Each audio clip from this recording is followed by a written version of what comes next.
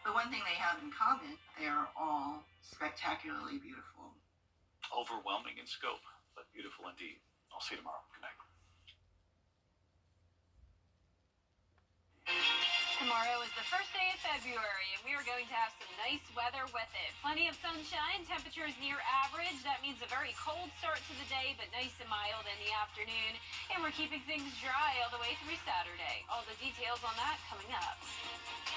Right now on News Channel 67, railroad crossings closing and causing headaches all over the place, while drivers say the work is slowing down their commutes. Also ahead, Georgia and South Carolina say no to the federal summer food program, how local food banks are preparing. And major developments on a major project in Aiken. An update on the Powder House connector as your News at 7 starts now.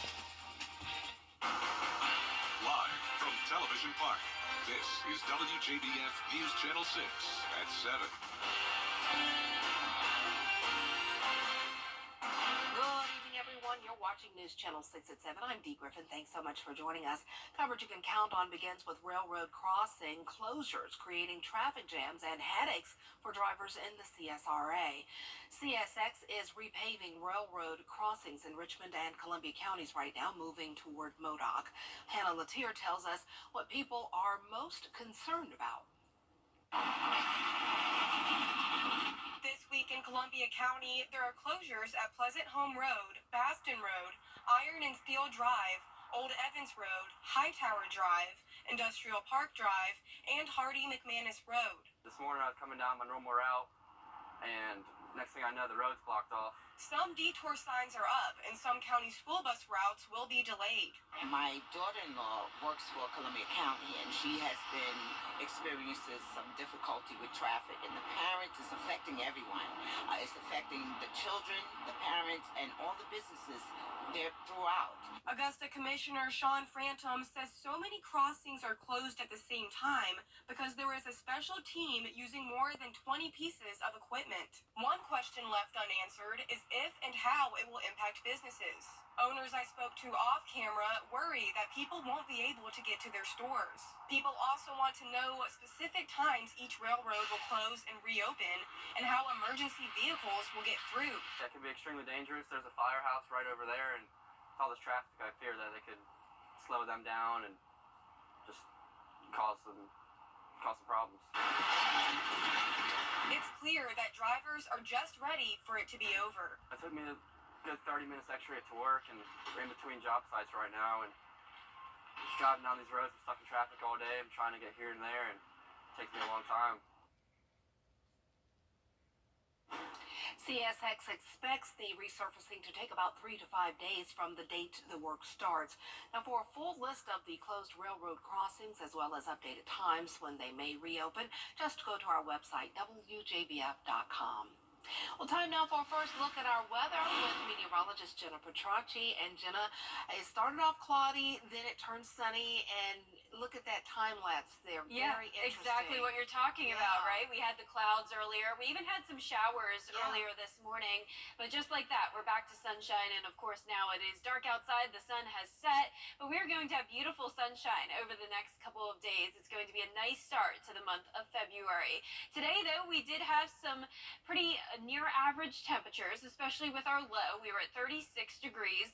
Our high today was 57, so upper 50s, but overall pretty mild for this time of the year. It is a bit cooler, though, than it was this time yesterday. 4 degrees cooler in both Evans and Augusta, 6 degrees cooler in Aiken. Right now, temperatures are in the 40s, still 50 degrees in Allendale and McCormick, 52 in Louisville, but only 43 in Aiken, Augusta at 44, Edgefield at 46, and 49 now in Waynesboro. Our winds are very light coming in from the north. Completely calm in Augusta and Aiken, 5 miles per hour in Waynesboro, and 6 in Millen. Satellite and radar showing those clouds push off towards the southeast. Clear skies and high pressure taking over, so not much going on across the southeast.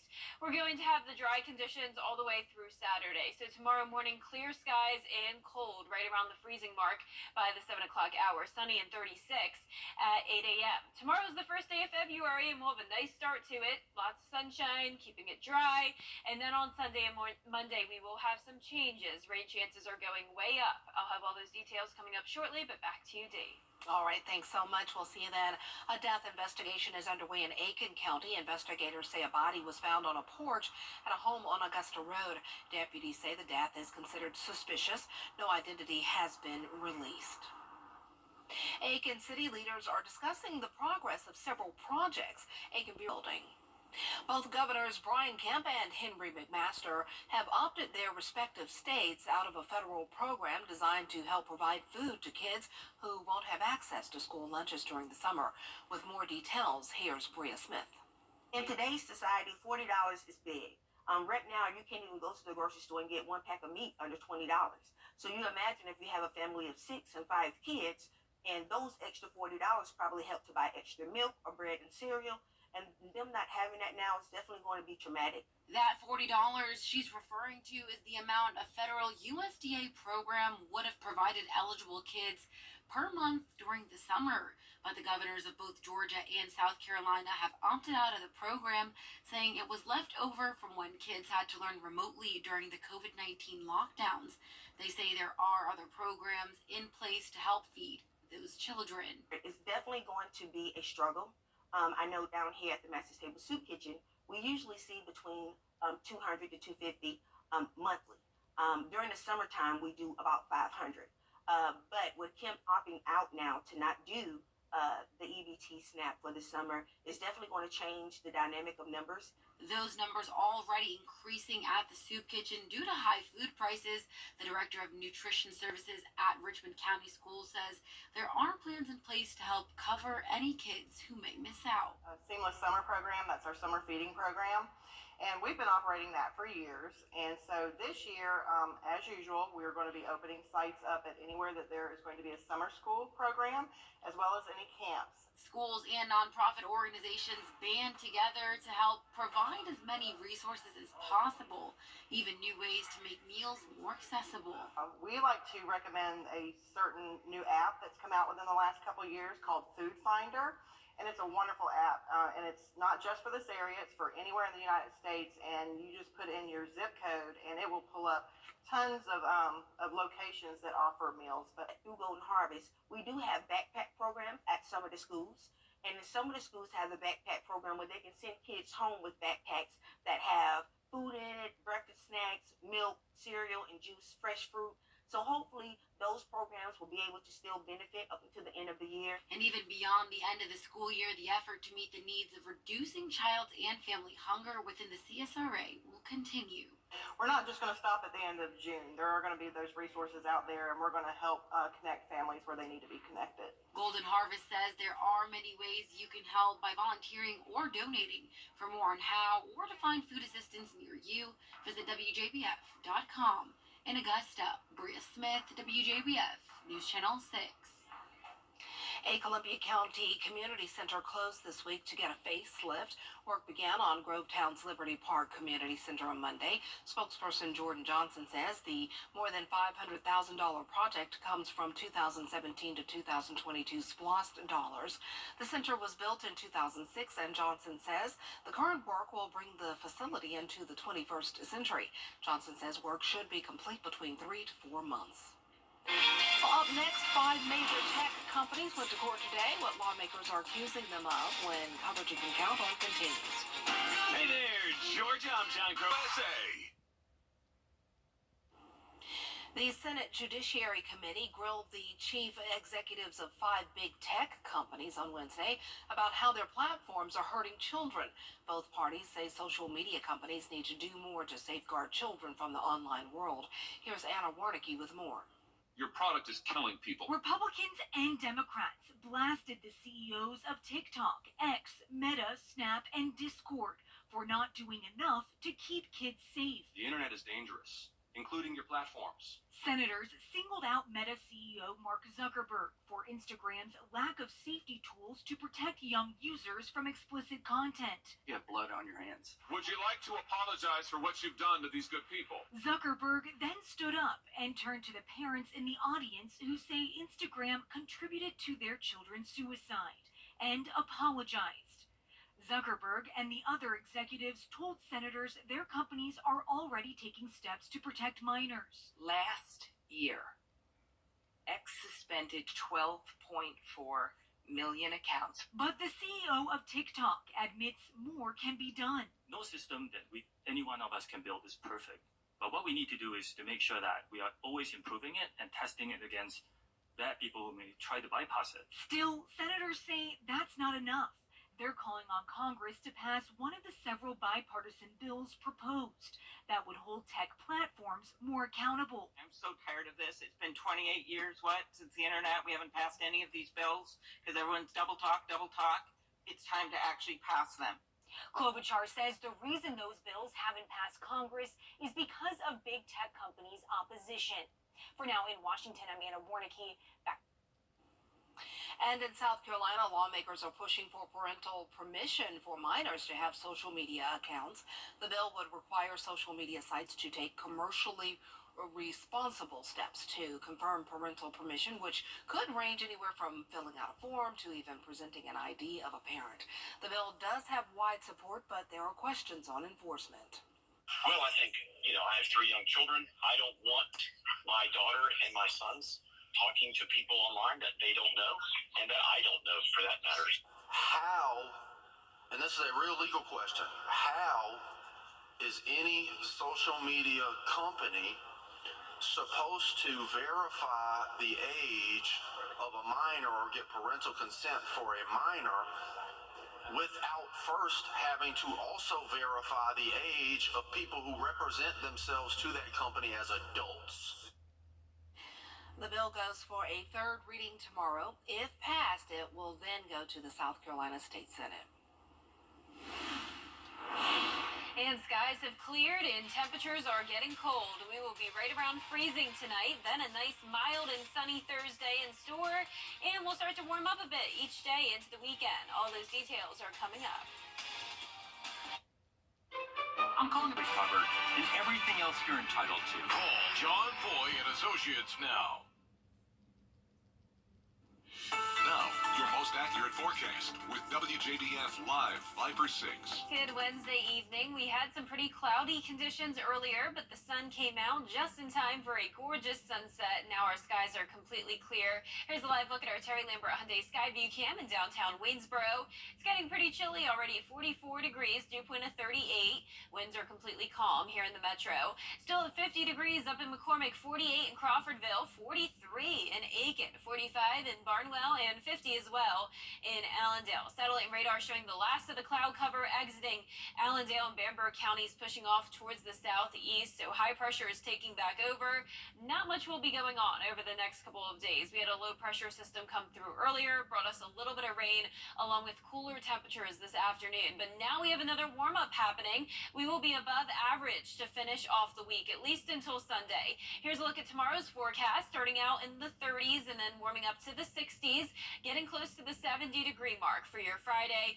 A little bit of an increase in clouds, but still keeping it dry. Then as we go into Sunday, it will become much weather. We're going to have a low pressure system move in once again, and this one has a better chance at bringing us some widespread downpours and possibly even some heavy rain at times. We have bumped those rain chances up to 40% Sunday and 60% on Monday. Still could see some changes as we get closer to the date. Those rain chances could potentially get even higher than that. But for now, tonight, high pressure is overhead. We will have a northerly wind coming in. That'll then shift to a southerly wind by Thursday evening, and then we'll have an increase in clouds ahead of our next cold front. This one completely dry, though. We won't see any showers, just a little bit of cloud cover on Friday from it, and then back to sunshine on Saturday. Let's jump ahead to Sunday, though. This is noon time. It will be cloudy. You don't have to worry about any rain when headed out the door early for church or any activities on Sunday morning, but by Sunday evening, there will be some rain moving in. This is 10 o'clock at night, so a lot of this will be overnight into Monday morning. This low pressure will kind of just meander out off the coast there and bring some rounds of rain throughout the day on Monday, all the way until around 10 o'clock at night.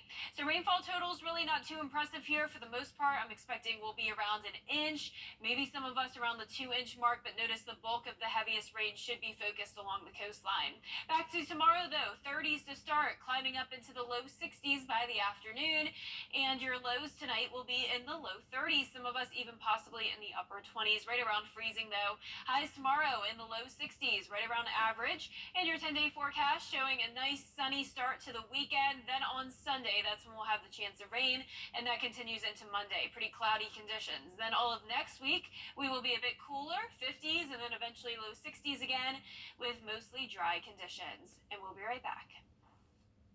If you've been arrested for a DUI in Georgia, you may only have 30 days to protect your license or your privilege to drive here.